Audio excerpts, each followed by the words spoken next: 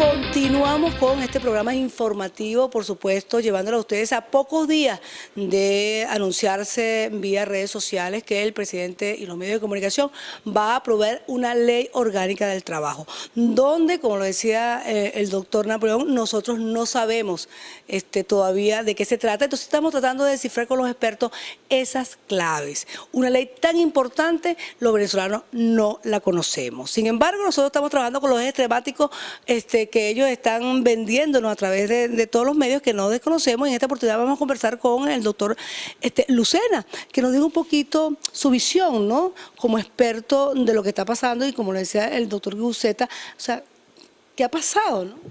Bueno, gracias por la invitación y ciertamente decirle a la comunidad sobre la reforma de la Ley Orgánica del Trabajo pasa por destacar en primer lugar que no hay un documento con el cual ni los expertos, ni los ciudadanos, ni nadie tenga la oportunidad de entrar en el detalle y documentarse. Uno sabe que en el ámbito laboral hay problemas de deudas, en el sector público deudas cuantiosas, hay problemas de arbitrariedades, hay problemas de incomprensión, hay conflictos, por ejemplo la conflictividad laboral es muy intensa, ha sido crecientemente intensa y todo eso requeriría ser evaluado, ser estudiado para poder decir qué es lo que tenemos que hacer. Y esta reforma está como muy marcada por circunstancias temporales, ¿no? Algo así como que tiene que ser el 1 de mayo, no importa que no se haya completado un análisis, una evaluación. No ya se adelantó, ¿no va a ser ya el 1 de mayo? Sí. Bueno, fíjate eso, ¿no? Aquí, este es un proceso que las reformas anteriores han tomado años. La que dio lugar a la LOT, Ley Orgánica del Trabajo, duró 5 años. La que dio lugar a la reforma del año 97 fue producto de 2 años. Estos son procesos complicados que requieren mucha consulta. ¿Por qué? Porque tienen que ver con la relación entre empresas y trabajadores, entre estados y sus servidores, con la producción de los bienes y servicios, con el bienestar de la población. Fíjate que yo oigo decir que esta es una ley de los trabajadores. No debiera ser una ley de los trabajadores, sino de la relación trabajadores y patronos y empleadores, porque es del interés de los dos. Es importante que hayan leyes para los trabajadores, como son las de la seguridad social, y ahí tenemos un gran déficit, como son las de formación profesional, son leyes para que la gente mejore las calificaciones, y en la seguridad social para las contingencias, las dificultades, los momentos difíciles. Pero una ley del trabajo es una ley para la convivencia, para la redistribución de lo que se produce, la manera como se trabaja. Entonces, por esos temas como estabilidad. Que no solamente es de los obreros, ni como yo lo crean, también es de los profesionales, la clase media que está trabajando. Por ejemplo, el enfoque es hacia el sueldo mínimo y los obreros, o sea, no más. Tienes toda la razón. La cobertura de la legislación es de todo aquel que le trabaja a otro. Lástima que no cubre a aquel que trabaja por su cuenta, porque no tiene empleador. Ya ahí tendría que ser resuelto por las leyes de seguridad social, por las leyes de formación profesional. Pienso que hay un gran déficit en esa población de 5 millones que no tiene asistencia. En cambio, la población asalariada en relaciones de dependencia tiene en este momento una ley orgánica del trabajo y unas instituciones que algo le atienden. Entonces, uno de los riesgos que este proceso plantea es aumentar la brecha entre una población asistida, tutelada, cubierta y una población desasistida, ignorada, olvidada. Eso es una de las preocupaciones mayores.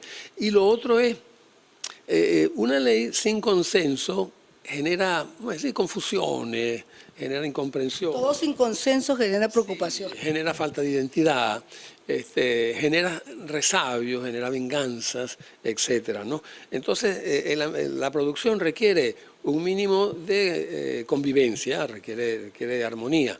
Uno sabe que hay intereses que no son siempre coincidentes. A los trabajadores les interesa ganar más, a los empleadores les interesa tener más rentabilidad y a veces eso genera dificultades. Pero hay una zona común. El empleador necesita tener fuerza de trabajo para que haya producción y el trabajador necesita tener empleo estable y empleo que le permita crecer, atender su familia. Entonces hay zonas comunes, hay áreas que son del interés de todos y hay áreas que son del interés de cada quien. Entonces, para poder encontrar el texto y los conceptos que son de la convivencia, mira, no es nada fácil. Y cuando el Estado escoge una comisión, cuando la Presidencia de la República escoge una comisión, escoge una comisión oficialista y deja de lado el resto. Otros actores que no tienen que comulgar con ellos. O sea, Incluso oficialistas parcialmente, porque hay sectores oficialistas como los organizados en la Unión Nacional de Trabajadores que no se sintieron representados en esa comisión y generaron sus reacciones y su protesta. Y del lado de los empresarios, tú no puedes hacer una construcción legislativa en materia laboral sin tener a los empresarios. ¿Por qué? los empleadores, ¿verdad? Le dice la lógica. Y con la particularidad de que en este país los empleadores que más cumplen son los empresarios privados, especialmente los de mediano y gran tamaño. A veces los pequeños andan precariamente también, ¿no? Entonces, si tú tienes grupos empresariales privados importantes y no los tienes presentes, me parece que estás desaprovechando, ¿no? Porque hay grupos empresariales importantes que son modelos, ¿no? En cumplimiento, en rectitud, en convivencia, y no son tan modelos empresas públicas famosas, ¿no? Uno ve, por ejemplo, empresas como Sidor, como las empresas del aluminio. Esos son en este momento ejemplos del no deber ser, por el modo como funcionan, ¿no? Con enormes dificultades traumáticas. Entonces, uno avisora que va a haber mucha alegría, porque hay una serie, digamos, de generosidades que se anuncian, pero con una expectativa muy incierta de garantizar el cumplimiento. Solamente falta mirar que del 97 para acá, en esos 15 años, a trabajadores del sector público se le deben creación de fideicomisos, pagos, cumplimiento. Y en esa ley, porque mucha gente está preocupada, que también lo vamos a hablar en el día de hoy, está preocupada por lo que eso que llaman, no solamente los sueldos, es un problema también de prestaciones, esos ejes que ellos nombran. Usted podría precisar, porque lo vamos a desarrollar en el programa, esos ejes donde va esa ley, donde no fuimos involucrados todos, sin un consenso, sino solamente desde una visión, que es la visión oficialista, la visión del gobierno, mediante decreto. Esos ejes que usted ha escuchado, que también vamos a desarrollar. Claro. Porque la gente dice, pues, ¿cuáles son los ejes? ¿Qué es ese? Sí. Fíjate que el eje que genera más centimetraje en los últimos días es el de prestaciones sociales. Eso tiene, vamos a decir, 2 o 3 ideas centrales. Es muy mediático porque este es un país que tiene una seguridad social muy deficitaria.